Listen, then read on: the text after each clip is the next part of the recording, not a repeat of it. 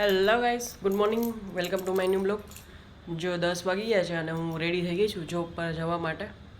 અને જો આજે આપણે બધું કામ પણ કરી નાખ્યું છે. જો અહીંયા રોટલીનો લોટ પણ બાંધી નાખ્યો છે કે બપોરે કરવાની જ રહે ગરમ ગરમ. અને જો અહીંયા શાક બનાવી નાખ્યું છે અને જો કામ પણ કરી નાખ્યું છે બધું.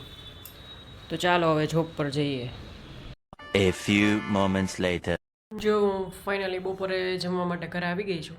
અને તો પહેલાં આપણે આપણું કામ કરી લઈએ. આજે રોટલી બનાવવાની છે તો પહેલાં રોટલી બનાવી લઈએ અને પછી જમીશું. ત્યાં હમણાં પ્રીત આવી જશે. જો અહીંયા આપણે રોટલી કરવા માંડ્યા છીએ.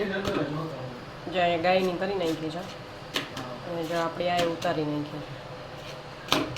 ચાલો બધા ગરમ ગરમ રોટલી ખાવા. હાય.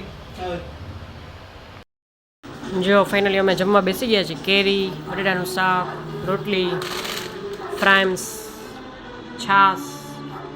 અને અહીંયા જો મેં આપણે જે નાનપણમાં ઓલું ખાતા ને ખાંડ ને રોટલી, એનું ભૂંગળું બનાવીને હું ખાઉં છું. જો પ્રીત, બચપનની યાદો તાજા કરી આપણા.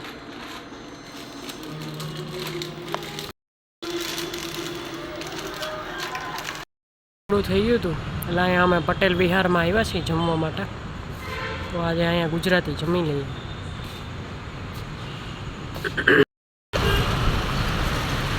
જો પટેલ વિહાર કેન્સલ કરી નાખ્યું છે કારણ કે અહીંયા શાક સારા નહોતા, એટલે જો અહીંયા પાણીપુરી ખાવા આવ્યા છે.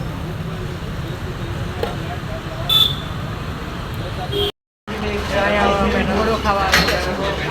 તો જો ફ્રેશ થઈને એડ્રેસ કરીને આવી ગઈ છે જમવા. જો મેં રગડો મંગાવ્યો છે અને પ્રીતે દહીં સમોસા મંગાવ્યો. જો ફાઇનલી હવે અમે જમી કરીને એઝ યુઝ્યુઅલ અમારો આટો મારવા નીકળી ગયા. જો રેસકો છે મારી ગઈ આટા એવી પેલી લે. તો વરસાદ આવ્યો તો સારું કાપી. હા બસ હવે એકબાજુમાં દેખાવો છે અમદાવાદમાં તો આવી ગયો. હા હું જ